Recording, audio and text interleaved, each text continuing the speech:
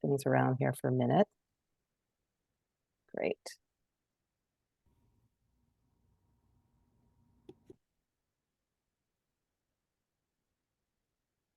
Okay. So welcome everybody. As Dr. Rani Karani so lovely introduction. I'm going to spend the next 45 minutes or so talking about closing the gender pay gap in medicine, and then open it up, the conversation up for some Q&A, and I very much look forward to that conversation. I will start off by sharing some data on the gender pay gap and describing the context in which that disparity emerges. I'll then talk a little bit about the impact of the gender pay gap on accumulated wealth and do a very deep dive into traditional compensation methodology within academic medicine and the drivers of disparities that lurk within that calculus. I'll talk extensively about organizational strategies we can use to close the gender pay gap in medicine, and then kind of wind up with a few pearls of wisdom around individual advocacy in this space. For the first time in history, the number of women exceeds the number of men in US medical schools. In fact, for 40 years, women have represented a significant proportion of med school graduates and currently account for almost half of medical students, graduate medical trainees, and faculty nationwide.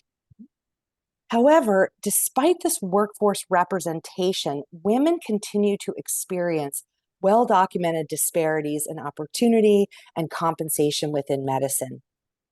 These inequities are interrelated, and addressing one successfully necessarily implies understanding and mitigating the others. We can think of the gender pay gap as a crucible in which all the forces that limit women's professional value within our medical institutions converge. And that's what I plan to focus on today: how implicit cultural expectations and traditional compensation methodology in medicine work together to perpetuate the gender pay gap. The equity of opportunity that should be flowing from numeric parity, unfortunately, is not materializing. In addition to gender disparities in achieving academic rank and organizational leadership roles, the data also demonstrate inequities in research support and compensation. And these disparities exist even after accounting for age, experience, specialty, productivity, and professional commitment. Oh. It's important that I acknowledge at this juncture that women of color also face an inadequate pipeline and low representation in general among our med school faculty. So turning now specifically to compensation. In this country, women physicians earn 74 cents on the dollar compared with their equally talented male counterparts. The physician gender pay gap has not improved over time and on average amounts to a career earnings difference of over $2 million. As many of you are likely aware, the Association of American Medical Colleges, or the AAMC, through its annual faculty salary survey, collects and publishes compensation data on over 120,000 medical school faculty nationwide. In 2019, the AAMC for the first time published this data broken down by gender. And then in October of 2021, published this data broken down by gender and race and ethnicity. And so we now have the opportunity to look at compensation trends in our profession through an intersectional lens. What these data show is that women physicians, regardless of race or ethnicity, earn less than men of every race and ethnicity. Women are paid between 67 and 77 cents on the dollar compared with their white male colleagues. Women PhD faculty do a little bit better, earning between 68 cents and 89 cents on the dollar compared with white men. Women physicians in the US experience one of the largest gender pay gaps in the labor market, and the research consistently shows that these inequities begin right out of training. So when we translate these advancement and compensation disparities into the healthcare marketplace writ large, it's understandable why women comprise only a small percentage of top earners in academic medicine, despite representing a considerable proportion of the physician pipeline. Additionally, advancement disparities and a lifetime suppression of wages have considerable impact on the cumulative wealth of women in medicine and science and carry significant implications for retirement choices and post-retirement quality of life. And I'd like to do a little bit of a dive into this concept of accumulated wealth. And in order to do so, I'd like to share a study that was published by some colleagues a few years ago at Hopkins.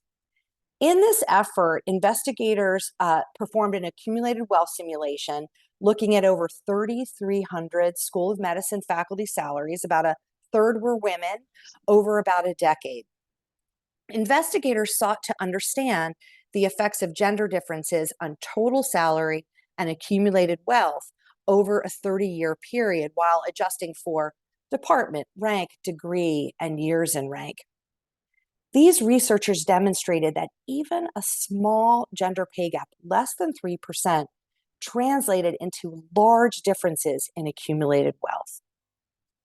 Specifically, in this simulation, owing to the cumulative effect of salary and promotional disparities over a career, a woman faculty member would have to spend her retirement savings at a rate 40% slower, that's 40% slower than her male counterparts to compensate for less retirement money and longer life expectancy.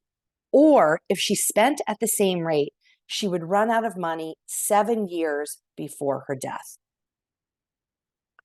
So there are multiple inflection points in women's career trajectories where our traditional way of paying folks, of valuing the work that they do, disproportionately rewards the way men, physicians, and faculty have worked and lived for generations. So it's critical that we identify, acknowledge, and address these contextual forces as we set about correcting the practice of paying equally talented women less than their male counterparts. And so now I'd like to take some time to explore traditional compensation methodology within medicine and its impact on the gender pay gap. Consider that compensation methodology typically rests on a formula of base salary determined by commercially available benchmarking data, plus additional monetary reward for rank, leadership, and productivity. If the goal is total cash compensation, we can see how common compensation methodology contributes structurally to gender-based salary inequities because of women's limited earning potential in each domain. For example, regarding base salary, there is often a considerable difference between the dollar amounts at the low and high ends of the benchmark ranges, allowing organizations wide berth in making compensation determinations. Salary expectations and vigorousness of negotiation during initial hire are critical to establishing where an individual faculty member falls in that range and are potentially vulnerable to gender bias. Productivity-based compensation is impacted negatively by increased demands for organizational service, increased time spent with patients resulting in better outcomes but lower volumes, and greater responsibility for domestic duties compared with male faculty. Similarly, limited formal leadership roles and less sponsorship to access those roles decrease the compensation that attaches to these opportunities.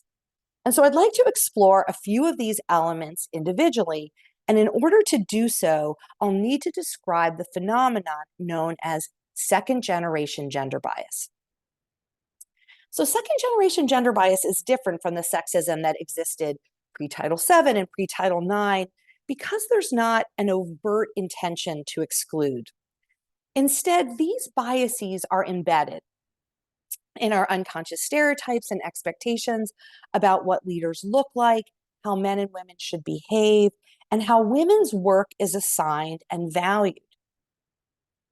These prescriptive societal and organizational norms are the engines behind why our talented women are failing to reach their professional potential and being paid less. Specifically, they are the drivers of the gendered career paths we see in medicine and the consistent observation that women are assigned more non-promotable tasks in our organizations and experience backlash when leading and negotiating. Research shows that women trainees continue to be directed towards certain specialties like peds that require traditionally feminine attributes and away from procedural or more technical ones like orthopedics. The data also reveal that women faculty tend to advance organizationally in areas that are consultative or workforce oriented, rather than those with significant quantitative, operational, or managerial responsibilities. So, for example, women who advance to decanal roles tend to do so in faculty affairs versus research or clinical affairs. This phenomenon is called occupational gender segregation, and it has tremendous consequences for pay equity. In the US labor market writ large, a loss of prestige and a decline in earnings have been shown to occur after a large number of women enter a field or occupation. And I don't know if any of you read the Wall Street Journal, but just last week I had a letter to the editor where I quoted the following data that was published in JAMA Peds in 2021, underscoring that there's evidence of this phenomenon now occurring in our profession at the specialty level. So in this article in 2021, investigators looked at 70,000 faculty salaries over 95 specialties and showed an $8,000 decline in mean compensation for every 10% increase in the number of women present. And here's a really nice visual, quite striking, based on some Medscape survey data that compels us to consider the following.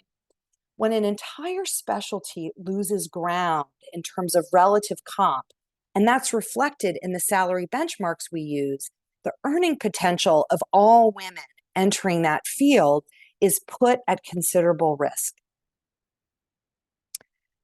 Additionally, in 2022, the AAMC issued a medical school leadership report that underscored organizational advancement as yet another context in which this phenomenon of occupational gender segregation is limiting women's professional advancement. In this effort, the AAMC looked at data from over 140 medical schools and showed that leadership positions are filled along the lines of traditional gender stereotypes, and furthermore, that the roles held mostly by men tended to carry grander titles, so think vice dean versus assistant dean, and commanded significantly higher salaries than those positions typically held by women. Additionally, within almost every decanal role, women earned lower median compensation than men for the same job. So we have to ask ourselves one more question. Are limited advancement and lower compensation foregone conclusions for women in medicine and science due to a professional model that places a premium on activities traditionally pursued by men? Another manifestation of second-generation gender bias that I mentioned is that women have been shown to spend more time on non-promotable tasks. So this is work that has little visibility or impact. It's work that benefits the organization but doesn't contribute to performance evaluations or metrics for advancement. This is institutional housework, and the types of work vary by industry but are readily identified. There's some interesting research looking at volunteerism in mixed gender groups, which shows that women indeed are more likely to volunteer than men.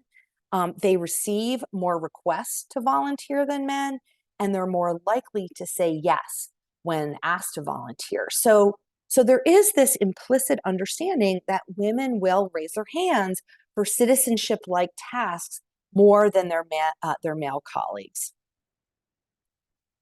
To get a little more granular, there is a considerable amount of research showing that women faculty in general do more teaching and service, and that faculty from historically minoritized groups are disproportionately called upon to do diversity work and mentoring.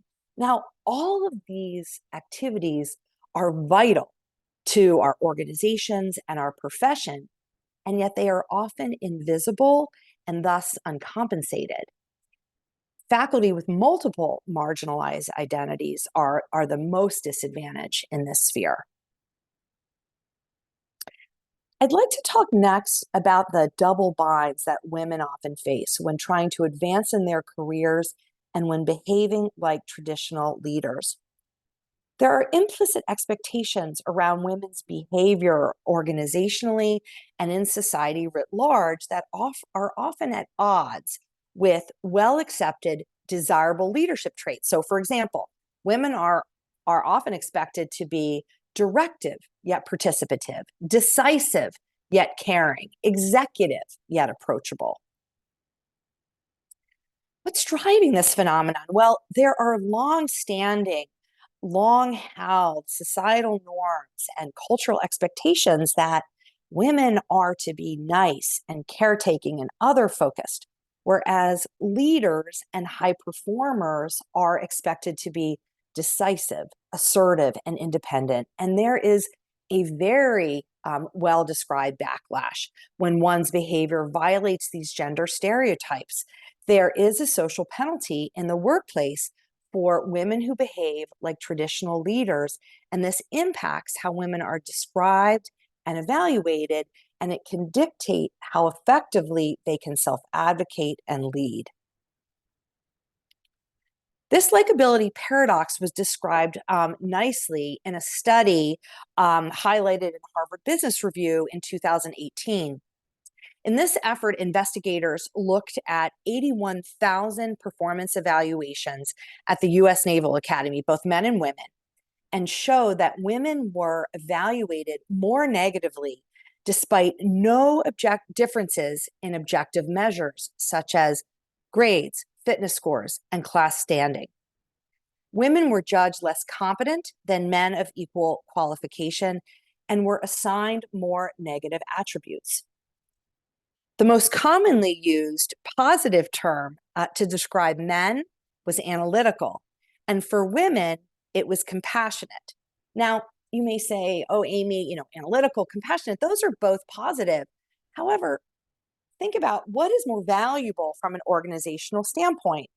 Analytical is task-oriented. It speaks to an individual's ability to reason, to interpret, to strategize. So when considering whom to hire, whom to promote, whom to compensate, which person, which attribute is going to take the prize. Turning now to negotiation, it's important to recognize that at its essence, job negotiation is really an interpersonal exchange between a job seeker and an evaluator. And the data show that job seekers who violate unconscious stereotypes experience backlash. So specifically for our purpose today, research reveals that negotiating salary significantly decreases quote unquote hireability for women candidates compared with men, and that male evaluators in particular penalize women who negotiate. So women and men truly do face different costs when deciding whether or not to initiate salary negotiations. In sum, women face a unique professional challenge of having an implicit background identity of unconscious social expectations around their behavior that they have to navigate. There's a cultural context in which women must manage the gender expectations of being feminine while simultaneously fulfilling the requisites of advancement and leadership. And this is costly. It's costly psychologically. The data show it results in self-censorship and attrition with tremendous consequences for pay equity. It's also a suboptimal business model because organizations need to be harnessing the talents of their entire workforce. So as we consider how elements of second-generation gender bias undermine the equity component in the productivity domain of our traditional compensation calculus, we need to look no further than the pandemic. So, as many folks are likely aware, the pandemic had a regressive effect on women in the workplace in general. Before 2020, all recessions depressed employment equally or impacted men more. However, in the COVID-19 pandemic, the job losses were much higher for women. The drivers of this phenomenon were likely that women were heavily employed in sectors affected by the shutdowns and had to shoulder increased childcare responsibilities because of school and daycare closures and remote learning. The economic data were clear and consistent that mothers' work hours fell significantly more than that of fathers during the initial surge, that working remotely did not mitigate this disparity. I think one of the most compelling data points coming out of this literature is that with the return to remote schooling in September of 2020, 80%, 80, of those who left the workforce were women. That was almost 1 million women. And the reason this is so concerning in terms of today's topic is that historic trends tell us that workers who diminish employment during a recession experience highly persistent earnings losses and diminished career opportunities. As we all know, the healthcare sector was significantly disrupted during the COVID-19 pandemic. And when we look at our industry in particular, the data show that women in medicine and science indeed did more double shift work during the pandemic. Before that period, there was 2 decades of research demonstrating increased responsibilities of women faculty for dependent care, domestic duties, and childcare disruptions. And now there's evidence of more household responsibilities in childcare, reduced work hours, and less academic productivity during the pandemic than men. This labor force disengagement has significant implications for productivity, compensation, and career advancement, and has been referred to in the literature as economic scarring. So when talking about the productivity component of our traditional compensation methodology, I would be remiss if I didn't devote a couple of minutes to addressing the RVU conundrum. It's important to understand that the RVU is a flawed metric, and it's in particularly a flawed construct because of the faulty methodology used to determine it. So the RVU, as many of you are probably aware, is the relative value unit. It was adopted by CMS in the early 90s as a mechanism for physician payment. It's a standardized unit based on the cost of providing medical services, and physician work comprises over half the valuation. Now, there is considerable consternation in the medical literature because the questionable methodology that underlies the valuation of physician work is quite concerning. The methodology specifically is based on surveys of physicians who perform the service. The survey response rates are quite low, and of course, they're subjective. Furthermore, the RVU is a flawed concept. So in addition to being a flawed construct, it's a flawed concept because of its limited scope. The RVU was designed to value medical services, not to measure physician performance. And as such, it incentivizes more, but not better care. So we have to ask ourselves, is volume-based productivity an imperfect measure of physician work? Is volume the only thing we want to count? Is it consistent with 21st century healthcare goals? What about other measurable contributions that support the success of our 21st century enterprises, like quality and safety efforts, care coordination and teamwork, patient-centered care, teaching and mentoring, research, citizenship? Last but not least, the RVU penalizes women and likely perpetuates the gender pay gap. Women physicians, consistent data show, spend more time with patients, engaging in more patient-centered communication and psychosocial lines of inquiry, women physicians demonstrate better outcomes, quality outcomes, and guideline adherence, but lower volumes. Women also have limited access to highly remunerative RVUs. As I mentioned, they're overrepresented in procedure and non-procedural specialties. And when they perform procedures, they receive fewer referrals for them and perform lower value procedures. There's also emerging data that women physicians code and bill more conservatively than their male counterparts. Now, in a piece of good news, the academic medical community has been paying increased attention to how implicit gender bias is impacting this valuation of clinical productivity. For example, research is showing now that male physicians are more likely to refer patients to male surgeons. As I mentioned, that women surgeons receive fewer referrals for procedures than their male colleagues. There's also emerging investigations looking into how there is diminished valuation of female-specific procedures compared with male-specific procedures, despite similar complexity. Think breast surgeries versus urologic procedures. And interestingly, there's some hot off the presses research looking at the impact of that disparate valuation on quality outcomes.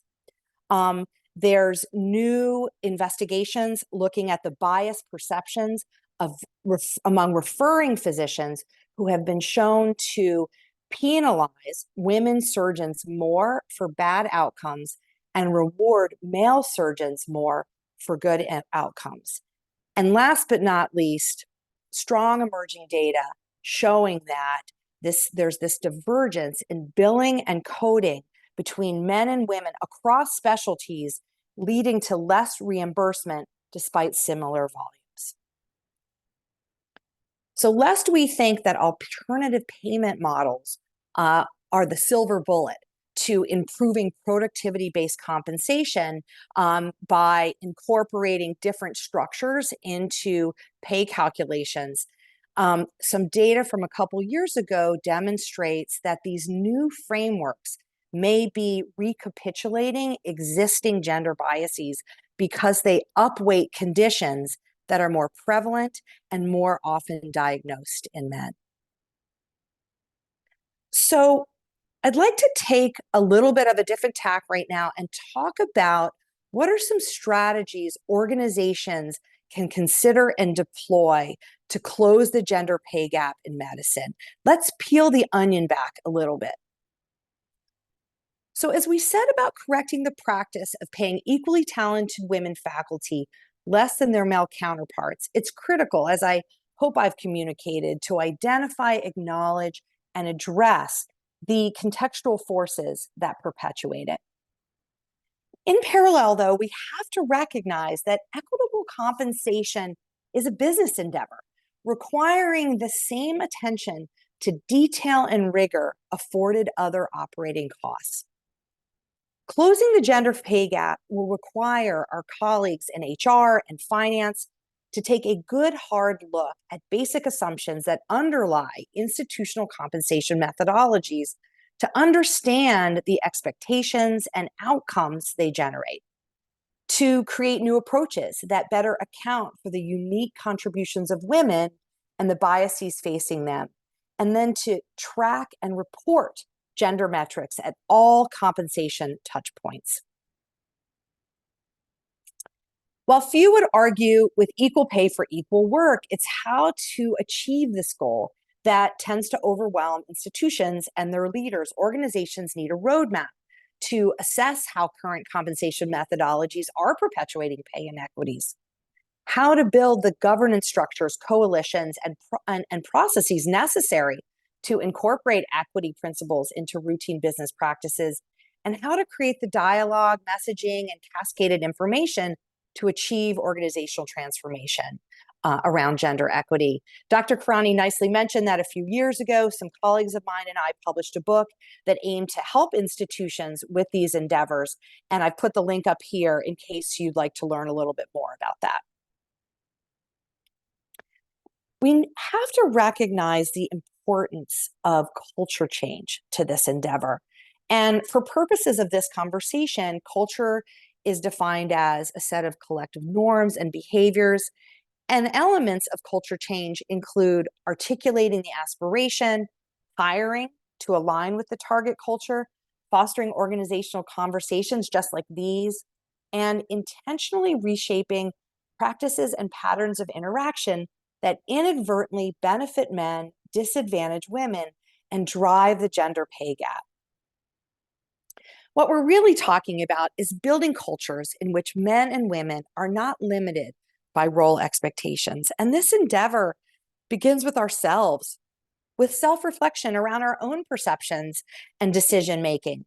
We need to be mindful of the language we use in our introductions and evaluations. Linguistic biases communicate stereotypes and contribute to the maintenance of gender norms that women have less standing and less expertise. The data are clear that women physicians and faculty are introduced with their professional titles considerably less often than men and are evaluated with fewer standout adjectives despite similar qualifications compared with male colleagues.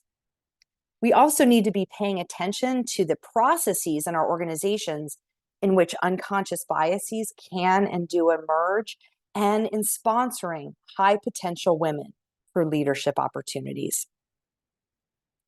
In the vein of paying attention, we can only manage what we measure. And so if folks are not already doing so, organizations should be tracking gender representation along the career continuum and expecting unconscious bias training of everyone involved in recruitment, hiring, evaluation, promotion, and salary setting. It's also essential to conduct regular salary audits, particularly of initial offers and startup packages. I'd like to take a few minutes to talk in detail about sponsorship. Sponsorship is critical to operationalizing the value of equal opportunity within an organizational culture because it helps dismantle second-generation gender bias. Women in medicine and science have a visibility gap, and sponsorship facilitates access to the platforms and networks necessary for talent and merit to become visible, recognized, and rewarded. Now, I'm sure most, if not all of you in the audience understand the differences between mentorship and sponsorship. So I'm just going to touch on this for a minute or two. So mentorship tends to center on personal and professional development. It's often targeted to skill building and goal setting. A mentor is somebody who provides feedback and expertise, but whose impact really doesn't depend on rank or position. Sponsorship, however, focuses squarely on enhancing visibility, credibility, and networks of a protege. A sponsor is somebody who facilitates recognition and access, and whose impact does depend on position or organizational influence. There are some limitations to mentorship in terms of supporting upward career mobility because of its traditionally narrow scope, say, for example, around a research project, and its focus on mentee behavior. Sponsorship directly targets career advancement. It's anchored in a sponsor's awareness of organizational structures and opportunities, and its focus is persuading institutional decision makers to see a protege's capabilities. So this slide is a wonderful Venn diagram that was published a few years ago by some very close colleagues at Hopkins, and I love it because it highlights nicely the differences and similarities between the two endeavors. And I'd like to point out a few here. So specifically, mentorship is often longitudinal, as I'm sure you all know, and can be really transformative. Sponsorship, however, can be episodic and may feel at times a little transactional. So the business community has known about and published about the value of sponsorship for almost 2 decades now, specifically about sponsorship's ability to help individuals gain promotion, to increase satisfaction with rates of advancement, improve stretch assignments, support gender parity in career advancement, and put upward pressure on pay. So academic medicine came to the table a little bit late in terms of this concept, but I would argue that as early as 2014, there was discussion of the concept and maybe not the term. Um, so in that year, Rochelle DeCastro and her colleagues out at Michigan published a study of a large K cohort and showed that promoting a mentee's career through networking and advocating for the mentee influence career satisfaction. So I would argue that networking and advocacy on behalf of a mentee is truly sponsorship. A few years later, Patton and colleagues, also from Michigan, looked at another K cohort and revealed that reported sponsorship experiences were significantly associated with academic success. That same year, my colleague, Dr. Brita Roy, and I published some early data on a nationwide sponsorship initiative I had established for the Society of General Internal Medicine. And we showed that participants were reporting promotion to the next rank and expanded job opportunities in association with their engagement with the initiative. It's critical that we are intentional about sponsoring women, because sponsorship that happens informally or without a mandate for inclusion most often benefits white men. And this figure is from Patton's study, and it underscores nicely how men in academic medicine were reporting more sponsorship experiences than women. So what does sponsorship look like on the ground? As I mentioned, intentionality is essential. I'm also a strong proponent of structured programs because they can proactively link proteges with sponsors based on standardized criteria. They can thoughtfully match sponsors and proteges, set out clear expectations of engagement, identify program objectives, monitor outcomes, and solicit feedback for continuous improvement. It's essential that our top leaders within our organizations are themselves sponsors and promote sponsorship as an organizational value. So to underscore the importance of sponsorship and leadership opportunity as they relate to compensation, I'd like to share the Mayo Clinic experience. As some of you may be aware, the Mayo Clinic has had a salary-only model for almost half a century. There's a target salary that's established for each specialty, and by the 5th year after hire, all physicians in a specialty are paid the same base rate. So several years ago, a group of colleagues at the Mayo Clinic decided they wanted to assess how the institution was doing in terms of pay equity. And they looked at a pretty large cohort, almost 3,000 physicians, and they affirmed pay equity, gender pay equity in 96% of cases. A main driver of the remaining 4% disparity was that there were more men in compensable leadership roles.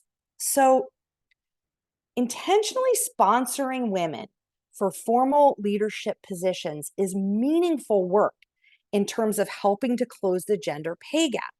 We have to remind ourselves that talent is universal, but opportunity is not, and sponsorship provides that opportunity. I wholeheartedly believe, as I hope I've communicated, that the primary responsibility for closing the gender pay gap in medicine rests squarely on the shoulders of our institutions. On an individual level, however, the most critical contributor, in my estimation, to pay equity is understanding the playing field, the rules of the game. Since implicit biases limit women's ability to negotiate successfully, the burden of salary equity lies beyond the full control of an individual candidate. However, until organizations address this phenomenon systematically, it will be essential for women to equip themselves with knowledge about salary benchmarks, institutional target ranges, and metrics for placement within those ranges in order to support their being compensated equitably. As I hope most of you are aware, there are several commercially available benchmarking data sets. One of them I've already mentioned. It's the most commonly used in academic medicine. It's the AAMC's faculty salary survey, and it is intentionally affordable for purchase online. As of 2022, the AAMC has also started to publish its closely held data on compensation in the Dean Suite. I want to make sure you're all aware of these resources. Last but not least, it's essential for me to share that in the last 8 years or so, there have been hundreds of bills addressing pay equity introduced at the state level across the country, New York in particular, as I'm sure many of you know. These efforts include more aggressive pay equity laws, pay transparency laws, and bans on salary history inquiries. I'd like to explain this last one a little bit. So bans on salary history inquiries were specifically and are specifically intended to prevent successive employers from using past discriminatorily low compensation to justify pay disparities. And hopefully you all are aware that New York City has pay transparency laws, bans on salary histories. But if you ever go elsewhere and you're interested in the statutes for your new locale, this website, this link that I put up, is a terrific resource. So in summary, to close the gender pay gap in medicine, institutions are going to need to identify and explore factors that drive compensation calculations and their own, and develop frameworks that account for inequities of opportunity when assessing experience, performance, and responsibilities, and that also recognize and reward mission-aligned pockets of productivity that are currently being ignored. So what I'd like to leave you all with is a call to action. To start somewhere, do something. If folks aren't already conducting regular salary audits to determine salary inequities, then initiate that effort. If that's already happening, take a look at the results of those salary audits and identify where along the career continuum the gender pay gap is the most concerning. And then review the compensation methodology at that inflection point and consider potential drivers of disparities. And then pick a driver and tackle it. Identify salary benchmark standards if none exists. Minimize the potential for salary negotiations during initial hire if that is not in place. Acknowledge and account for gender biases inherent in clinical medicine. I often get asked where I would begin, what I would do first. Well, I would make every effort to equalize starting salaries right out of training. The data show that there are consistent and time-honored gender pay gaps for folks right out of fellowship, right out of residency, and these inequities of graduating trainees are just not rationalizable. Research shows that closing these gender pay gaps will have considerable financial impact to the tune of hundreds of thousands of dollars. I would also make every effort to support the academic promotion of women faculty, because closing these gaps, even by a year, will have financial impact. In today's marketplace for top talent, paying folks via a process that is transparent and equitable is not only the right thing to do, it is the smart thing to do. We have to ask ourselves, what does it mean to be productive? And how do we capture productivity? If equal pay for equal work, regardless of gender, race, or ethnicity, is our compensation philosophy, then how we count work is critical. And this endeavor, counting work, is an exercise in continuous process improvement that we have to invest in. So here are all my references. There are lots of them. And I'd like to thank you so much for the opportunity to talk with you all today. I'd love to take some questions. So